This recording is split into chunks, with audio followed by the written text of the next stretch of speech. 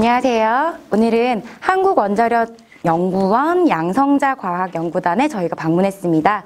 우리나라 유일한 고에너지 양성자 가속기를 운영하고 있는 기관인데요. 오늘 양성자과학연구단 장님을 함께 만나보도록 하겠습니다. 안녕하십니까? 안녕하십니까? 저희 이제 보시는 시청자분들한테 양성자과학연구단에 대해서 간단하게 좀 소개 부탁드릴게요. 네, 양성자과학연구단은 조금 전에 설명드린 것처럼 국내에서 유일하게 100메가급 고에너지 양성자 가속기를 운영하고 있습니다. 2013년 구축을 완료해가지고 그 이후에 이용자 서비스를 하고 있고 최근에 삼성이나 하이닉스와 같은 대기업에서 원활하게 이용하고 있는 그런 연구기관입니다. 아마 들으시는 분들은 양성자 가속기라는 게 조금 생소할 수 있을 것 같은데 양성자 가속기라는 어떤 것이고 어디에 활용되는지 좀 소개 부탁드릴게요. 아마 과학 시간에 배웠을 건데요. 수소 원자를 배우셨을 겁니다. 수소 원자는 가장 가벼운 물질 중에 하나인데요. 그 수소 원자에서 전자를 하나 떼어내게 되면은 수소 원자 핵만 남게 됩니다.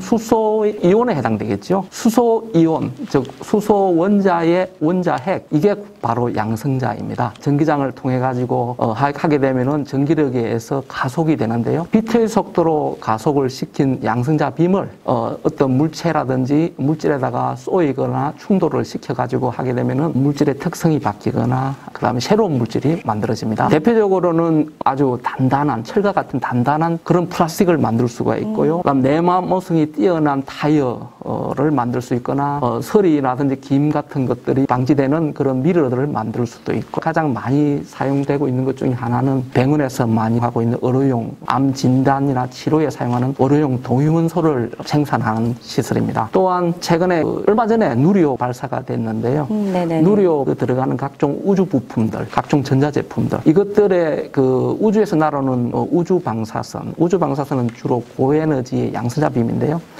이것들에 의한 영향에 의해서 전자제품이나 반도체가 오동작을 일으킬 수 있습니다. 이런 것들을 테스트하는 환경, 그런 것들이 가능한 곳이 이 양성자 가속기 연구단에서 이용자들을 서비스하고 있습니다. 그러면 아까 파쇄 중성 자원이라는 이야기도 이제 잠깐 들을 수 있었는데 그것에 대해서 좀 설명해 주시고 현재 있는 양성자 가속기와 차별성이 있다고 했는데 그건 어떻게 저희가 생각하면 좋을까요?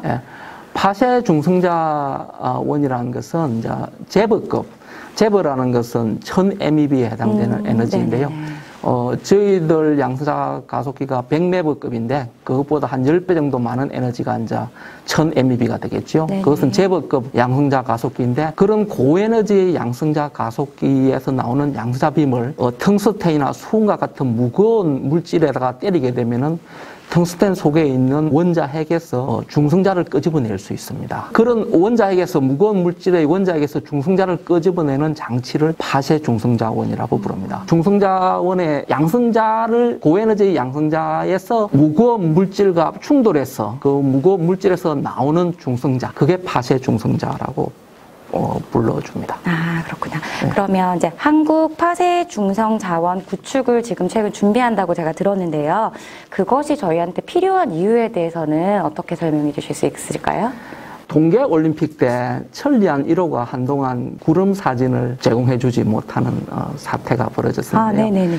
그 가장 큰 이유가 그 인공위성에 사용됐던 우주 부품이 우주 방사선에 의해서 손상받아서 결국은 오동작을 일으킨 그런 경우가 되겠습니다. 그 다음에 지금 여러분들이 모든 분들이 마스크를 쓰고 있는 이 이유가 지금 코로나 백신 때문인데요. 그렇죠. 이 중성자로부터 만들어지는 중성자를 내면은 코로나 백신의 바이러스 구조 분석이 가능합니다. 그러다 보면은 코로나 백신이 인체에 침투하는 과정이라든지 백신 개발 이런 것들이 가능하고요. 그 다음에 미래 자동차라든지 각종 누리호와 같은 그런 우주 발사체, 그 다음에 극한 환경이라는 것은 아주 온도가 고온이거나 아주 온도가 낮은 저온이거나 극저온이거나 압력이 높은 고압이거나 아니면은 전기장이 강한 곳이거나 자기장이 강한 곳이거나 방사선이 강한 곳, 이런 곳을 극한 환경이라는데, 극한 환경 속에 사용되는 소재 개발, 백신 신약 개발, 그 다음에 각종 배터리 같은 에너지 소재 개발, 이런 곳에서는 다른 어떤 툴로서 개발하기가 어려운데, 중성자원에서 나오는 중성자를 이용하게 되면 지금까지의 그 연구 결과보다 훨씬 정확도가 뛰어나고 신뢰성이 있는 연구 결과를 도출할 수 있습니다. 그래서 해외 과학 선진국에서는 파쇄 중성자 구축을 경쟁적으로 하고 있고요. 문제는 이제 이게 상당히 높은 예산이 들어갑니다. 조 단위의 예산이 들어가고 그렇습니다. 유럽연합에서는 최근에 유로피언 스팔레이션 뉴트론 소사를 해가지고 네. 약 5조 원 정도의 프로젝트를 구축을 진행하고 있고요. 2025년에 구축이 완료됩니다.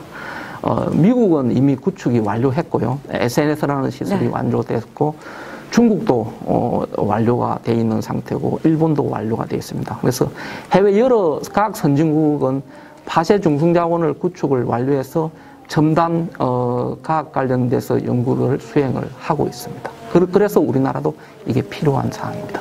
아무래도 지금 우리 생활에서는 가장 필요한 시스템인 것 같은데, 그러면 파쇄 중성 자원이 지금 최근에 저희가 이슈가 되고 있는 원자력 발전소, 즉 방사선 위험처럼 위험 요소가 있는지에 대해서도 아마 궁금해하실 것 같은데, 그런 부분에 대해서 좀 설명 부탁드릴게요. 파쇄 중성 자원은 기본적으로 양성자 가속기 기반의 시설입니다. 그러니까 양성자 가속기가 갖고 있는 안전성과 동일한 안전성을 가지고 있다고 보시면 될 건데요. 원자력 발전 같은 경우에는 아시는 것처럼 중성자가 우라늄에 부딪혀가지고 결국 연쇄 반응이 일어나서 네. 원자로라든지 이런 것들이 붕괴 위험이라든지 각종 방사능 누출 관련된 이런 이슈들이 있습니다. 그러나 가속기 기반의 시설은 전기를 껐다 켰다 하게 되면 바로 제어할 수 있는 시설입니다. 모든 시설의 안전성은 원자력 발전소하고는 전혀 무관하고, 저희들이 또 어떤 방사능을 누출할 수 있는 그런 우라늄과 같은 그런 물질들도 보유하고 있지 않기 때문에 그런 염려는 가지시지 않으셔도 될 것 같아요. 그러면 최근 양성자 가속기 를 활용한 동위원소 생산 시설을 구축하는 걸로 저희가 지금 알고 있는데요. 그것들은 어떤 시설인지에 대해서 궁금합니다. 네. 어뢰용 동위원소는 아마 병원에서 그 펫시트라든지 이런 것들을 찍었을 때 네.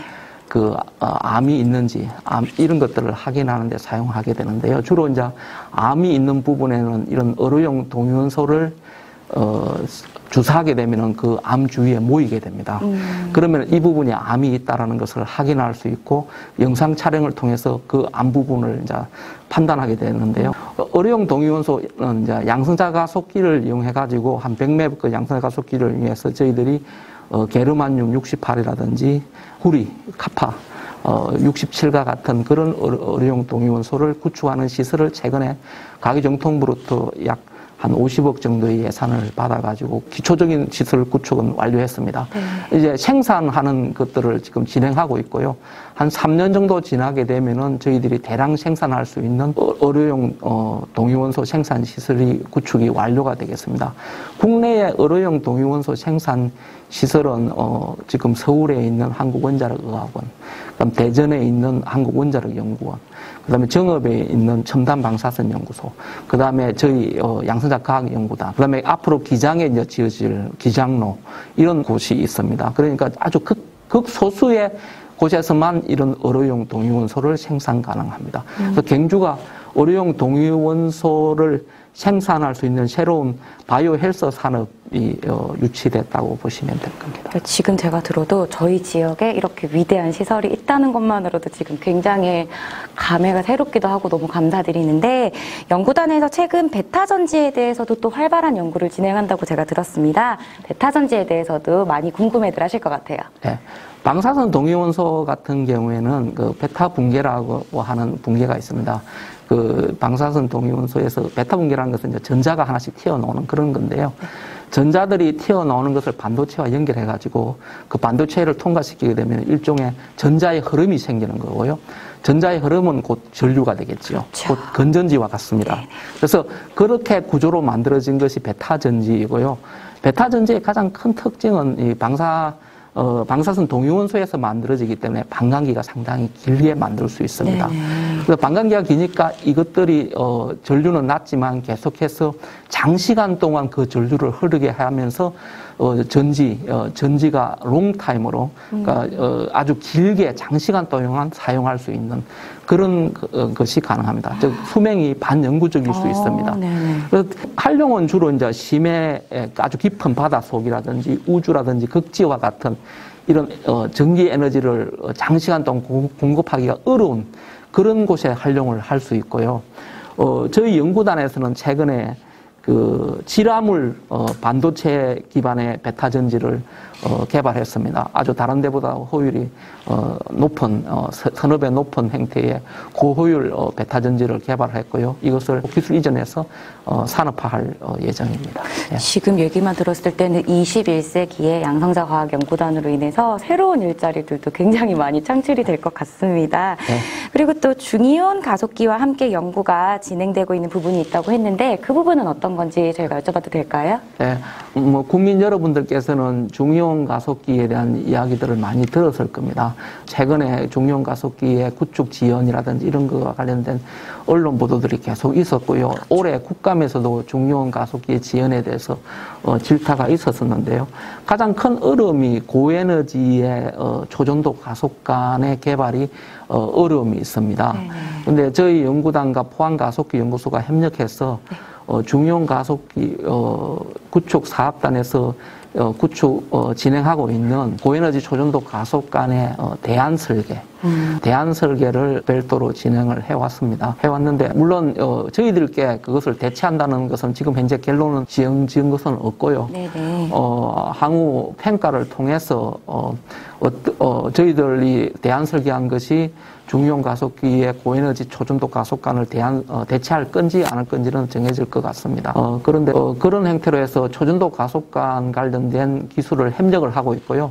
이거는 향후 저희들이 폐쇄 중성자원 구축에도 이 필요한 기술이기 때문에 초전도 가속관 기술 확보에 도움을 저희들 자체적으로 받고 있습니다. 너무 대단하신 것 같으세요. 안 그래도 최근에는 지금 사회에서는 산학적 협력도 굉장히 활발하게 하는데 지금 저희 양성자 연구단에서도 굉장히 산학 협력을 많이 지금 이루어지게 하고 계신데 여기에 대해서 좀 자세한 부분 알고 싶습니다. 저희 연구단이 결국은 그 양성자 가속기의 활용도를 올리기 위해서는 주위에 있는 연구기관들 혹은 산업체라든지 그다음에 대학이라든지 아니면은 연구계라든지 협력하는 것이 상당히 중요합니다. 맞습니다. 그래서 작년에 저희들은 포항 테크노파크와 그 펫CT MRI에 들어가는 조영제 개발을 위한 협력 MOU를 맺었었고요. 네, 한국원자력의학원과 동위원소 활용에 관한 MOU를 맺었습니다. 그다음에 KTL과 각종 그 우주 부품 관련된 반도체 영향 평가 관련된 MOU를 맺었었고요. 그다음에 올해는 지금 동국대와 저희들 지역 인재 양성이라든지 공동 연구 개발, 양자빔 이용한 공동 연구 개발을 관련돼서 MOU를 맺었었고요. 그다음에 6세대 이동통신 관련돼서 5세대 이동통신의 각종 휴대폰 테스트를 주도적으로 해왔던 HCT라는 업체와 저희들이 올해 협력 MOU를 맺었습니다. 그리고 전력 반도체 관련돼서 전력 반도체 개발, 자동차라든지 이쪽에 최근에 분기 현상이 일어나는 곳 반도체 분야가 전력 반도체인데 전력 반도체 조사용 시설 구축 관련돼서 HDT라는 기업체와 역시 협력 MOU를 맺었습니다. 그리고 올 연말 이전에 저희들이 가까이 있는 유니스트, 울산과학기술원과 중성자원과 가속기, 입자뱀 이거와 관련된 그런 MOU를 맺을 예정입니다. 그렇구나. 지금 최근에 저희가 지방 인구 감소에 대한 논란이 굉장히 많습니다. 그래서 지방 소멸론 자체가 대두되고 있는 시점에서 지난 10월 19일 날 행정안전부의 인구 지역 감소를 조금 비교해 볼 결과 경북도가 지금 최다로 지금 선정이 되어 있는 시점이고 저희 연구단도 경주에 있는데 이에 대해서 이제 보면 경주는 한수원 본사 이전, 그다음에 문무대학 과학연구소 건설 등 인구 감소 지역에서 제외는 저희가 됐지만 관련 대책이 굉장히 시급합니다. 이에 대한 연구단이 지역에 기여하는 바에 대해서 알려주시면 감사하겠습니다. 네, 사실 저희 연구단이 구축될 때부터 설립될 때부터 가장 이제 고민을 많이 해왔던 것이 지역에 얼마만큼 파급 효과를 되돌려줄 수 있을지 그런 것 고민을 많이 했었고요. 제가 작년 부임하고 나서 가장 이제 신경을 많이 쓰고 있는 것 중에 하나가 결국은 새로운 인구 유입, 그다음에 새로운 기업체 설립 이와 같은 그런 액티비티를 신경을 많이 쓰고 있습니다. 그래서 올 초부터 저희들이 사실은 작년부터 추진을 해왔던 건데요. 창업보육센터, 입자빈 기반의 창업보육센터를 저희들이 설립을 하려고 준비를 하고 있고요. 현재 5개의 기업체가 그곳에 가속기 기반의 기업체가 유치 희망서를 제출한 상태이고 올 기존에 갖고 있던 건물을 리모델링해서 그것을 설립하려고 합니다. 10개 정도의 기업체를 유치하려고 하고 있고요. 지금 5개 기업체는 유치되어 있지만 리모델링 작업이 필요해서 올 연말이나 아니면 내년 1월 달, 늦어도 2월 달 정도에는 그 창업보육센터가 본격적으로 오픈할 것 같습니다. 그러고 저희들이 지금 현재 한국 폐쇄 중성자원 구축을 위해서 노력을 하고 있는데요. 한국 폐쇄 중성자원은 에너지가 한 2제곱급 이상의 그런 고에너지 양성자 시설이기 때문에 제가 설명드린 것처럼 백신, 신약, 극한 환경 소재 개발, 에너지 배터리라든지 그다음 우주 부품, 반도체, 영양평가 이런 다양한 전 각 분야에 활용할 수 있는 시설입니다. 아무래도 이와 관련된 그 연구를 해온 연구분들이 유입이 될 것 같습니다. 그래서 그런 분들의 유입을 생각해서 유입 효과가 있을 것 같고요.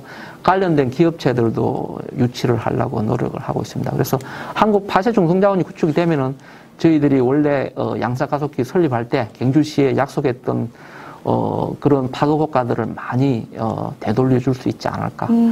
물론 포항이 방산가속기를 구축하고 나서 최근에 한 4조 원 정도의 그 기업체 유치를 했습니다.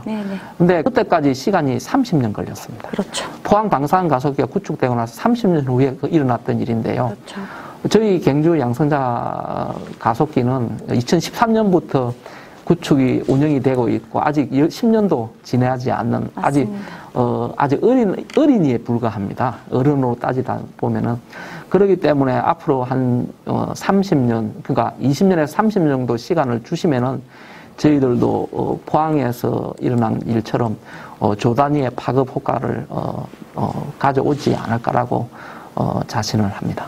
제가 이미 들어도 이게 저희가 생애로 비교했을 때 어린이에 불과한데 이만큼의 지금 업적을 했고 앞으로도 빛을 발할 사업이기 때문에 더 이렇게 지역 파급 효과라든지 연구단이 훨씬 더 개발하고 발전하는 데 도움이 될 것 같다라는 생각이 강하게 듭니다. 근데 이렇게도 바쁘신데 풋살장을 최근에 오픈하셨다고 들었습니다. 그래서 풋살장과 더불어 체육시설 이용하는 방법에 대해서 또 설명해 주시면 감사하겠습니다. 네. 저희 연구단 내에 풋살 관련돼서 동호회가 있고요. 동호회 분들의 이제 강한 이제 요구가 있어가지고 풋살장을 오픈했는데요. 사실은 제가 이것을 풋살장을 구축을 할 때 느꼈던 것은 이 근천읍 주위에 특히 신경주역 주위에 제대로 된 체육 시설이 없습니다. 근데 저희 연구단에는 이제 축구단, 풋살장, 농구장, 테니스장, 그다음에 실외 근력 기구들라든지 이런 거와 같은 체육 시설들이 있는데 그동안에 양성자 과학연구단이 사실은 국가 보안 시설이기 때문에 그렇죠. 오픈되기가 쉽지는 않았습니다. 근데 본원에 있는 원장님이라든지 여러분들에게 건의를 해서 이 체육 시설을 경주 시민에게 되돌려줘야 될 것 같습니다. 그래서 오픈을 결정을 했고요. 그리고 올해 하반기부터 지금 현재 경주 신라 축구단이라든지 그다음에 풋살 클럽 혹은 포항에 있는 여러 분들과 그다음에 경주 시민들과 이런 분들이 이제 현재 저희 체육 시설을 활용을 하고 있습니다. 그래서 활용할 수 있는 방법은 뭐 직접 저희들 연구단에 방문해가지고 문의를 하셔도 되고요. 안내동에 오셔가지고 체육시설을 활용하고자 합니다라고 하셔도 되고요. 아니면은 저희 웹페이지를 이용해서 하거나 아니면 054-750-5012로 문의를 하셔도 될 것 같습니다. 지금 제가 이야기를 종합해서 들었을 때 제가 되게 가슴이 뭉클한 거는 연구단이 인구 유입에도 굉장히 도움이 많이 되고 기업을 증대시키고 이를 통해서 고용도 유발되고 지금 또 지역 주민을 고려하시는 대책까지도 이렇게 마련하시는데 제가 단장님을 너무 존경스럽게 지금 계속 인터뷰를 하게 됐습니다. 혹시 끝으로 이제 아까 저희 이제 지역 주민들이 통해서까지 오픈이 돼서 연구단에 대해서 좀 더 많은 관심을 받게 될 것 같습니다. 그래서 이 연구단의 위치나 혹시 견학을 원하시는 기관이나 업체가 있다면 방문을 할 수 있는지에 대한 안내도 부탁드리겠습니다. 네.